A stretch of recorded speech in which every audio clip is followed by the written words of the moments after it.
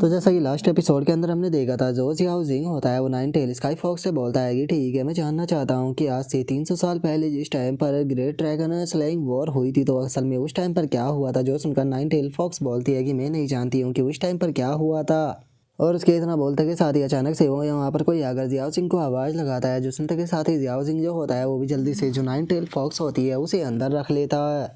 और अब हम देखते हैं कि वहाँ पर जो मोरोंग यांग और जो मोरोंग जिन होती है वो दोनों वहाँ पर आ जाते हैं। और जो मोरोंग यांग होता है वो जियाओ सिंह को देखते हुए बोलता है कि सच में क्या कोइंसिडेंस है, मैंने ये कभी भी नहीं सोचा था कि मैं तुमसे यहाँ मिलूंगा। आखिर तुम यहाँ पर कर क्या रहे हो? सच बताओ तो मुझे तो ऐसा लगा था कि शायद जो मेरी सिस्टर है उसने गलती कर दी है, क्योंकि ऐसा तो हो ही नहीं सकता था। लेकिन चलो, ये काफ़ी अच्छी बात है कि तुम ऐसी मुसीबत से जो है वो सरवाइव कर गए हो। लेकिन अगली बार जो है वो तुम्हें केयरफुल रहना चाहिए, क्योंकि ऐसा हो सकता है कि इस तरह की चीज़ें जो है वो तुम्हारी जान ले ले। तो अगली बार मरने के बारे में मत सोचना। और अब मोरोंग यांग की बात को सुनने के बाद में जो मोरोंग जिन होती है वो अपने मन में सोचती है कि मुझे पक्का यकीन है कि जो मेरे भाई है उसे इसकी चिंता हो रही है, लेकिन आखिर ये इस तरह से बातें क्यों कर रहे हैं। इनकी बातों को तो सुनकर ऐसा लग रहा है कि जैसे कि ये उन्हें टोंट मार रहे हो। और मोरोंग जिन के इतना सोचते के साथ ही जो मोरोंग यांग होता है वो गुस्से में जियाओ जिंग की तरफ देखते हुए उसे बोलता है कि क्या तुम्हें पता भी है कि जिस टाइम पर तुम क्लिफ के ऊपर से नीचे गिर गए थे, तो जो मेरी सिस्टर थी उसे इतना ज़्यादा गिल्टी फील हुआ कि उसने खाना भी नहीं खाया था। और अब मोरोंग यांग के इतना बोलते के साथ ही हमारा व्यू कुछ टाइम पहले पर आ जाता है, जहाँ पर कि जो मोरोंग यांग होता है वो मोरोंग जिन के कमरे में आते हुए उसे बोलता है कि सिस्टर प्लीज़ खाना खा लो, तुमने काफ़ी लंबे टाइम से खाना नहीं खाया। जो सुनकर मोरोंग जिन जो होती है वो खाना खाने से उसे मना कर देती है। और अब उसके इतना बोलते ही हमारा व्यू परसेंट में आ जाता है, जहाँ पर कि जो मोरोंग यांग होता है वो जियाओ सिंह को बताता है कि मेरी सिस्टर ने खाना खाना उस टाइम पर शुरू किया जिस टाइम पर तुम्हारे बारे में न्यूज़ आई कि तुम सरवाइव कर गए हो, जो कि टीवी पर आई थी। और तुम्हें टीवी पर देखने के बाद में ही जो मेरी सिस्टर थी उसने खाना खाना शुरू किया। और सच बताओ तो उस टाइम पर मेरी सिस्टर जो थी वो इतनी ज़्यादा भूखी थी कि उसने कई सारी जो प्लेट थी वो खाना खा लिया, क्योंकि उसने पिछले काफ़ी दिनों से खाना जो था वो नहीं खाया था। तो इसीलिए मैं तुम्हें यहाँ पर वार्निंग जो है वो देने के लिए आया हूँ कि आगे से अपना ध्यान जो है वो रखना, क्योंकि अगर तुम्हें दोबारा से कुछ हुआ तो जो मेरी सिस्टर है वो खाना खाना बंद कर देगी। और मैं बिल्कुल भी नहीं चाहता हूँ कि जो मेरी सिस्टर है वो भूखी रहे। अगर तुम्हारे कारण जो मेरी सिस्टर है वो दोबारा से भूखी रही तो याद रखना कि मैं तुम्हें नहीं छोड़ने वाला। और उसके इतना बोलते के साथ ही जो मोरोंग जिन होती है वो मोरोंग यांग के मुंह को बंद कर देती है।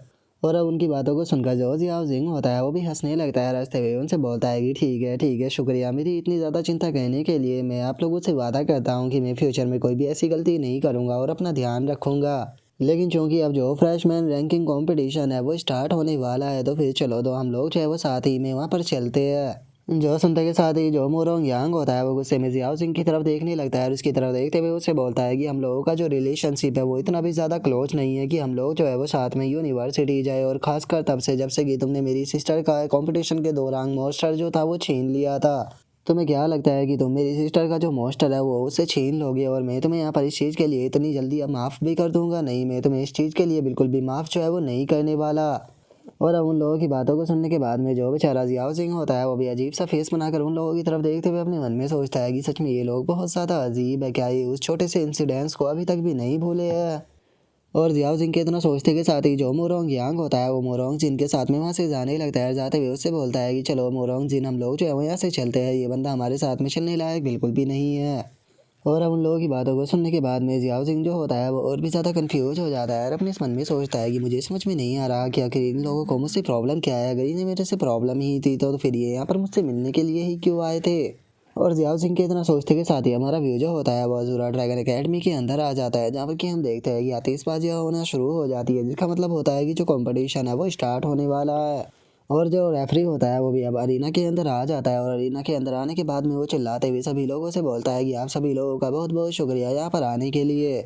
और जैसा कि आप सभी लोग जो है वो जानते ही होगी, कुछ टाइम पहले एकेडमी के अंदर एक एक्सीडेंट जो था वो हो गया था, जिस कारण इस कंपटीशन को कुछ टाइम के लिए डिले करना पड़ गया था। लेकिन चूंकि अब सब कुछ जो है वो ठीक हो चुका है, तो इसीलिए अब जो फ्रेशमैन रैंकिंग कंपटीशन है उसे ऑफिशियली स्टार्ट किया जाता है। और अब आगे की जो फाइट होने वाली है वो ड्रॉ के मुताबिक होने वाली है, तो इसीलिए जितने भी स्टूडेंटों ने यहाँ पर क्वालिफाई किया है वे सभी जो है वो ड्रॉ करेंगे और अपनी ड्रॉ के मुताबिक ही यहाँ पर एक दूसरे के साथ में फाइट जो है वो करेंगे। और अब उसके इतना बोलते के साथ ही हम देखते हैं कि सभी स्टूडेंट जो होते हैं वो जाकर लॉटरी बॉक्स के अंदर से अपने अपने नंबर जो होते हैं वो लेने लगते हैं। और अब हम देखते हैं कि जो वैंग यान होता है वो भी एकेडमी के अंदर आ चुका होता है और एकेडमी के अंदर आने के बाद में जियाओ जिंग को देखते हुए अपने मन में सोचता है कि जियाओ जिंग फाइनली चलो तुम वापस आ ही गए।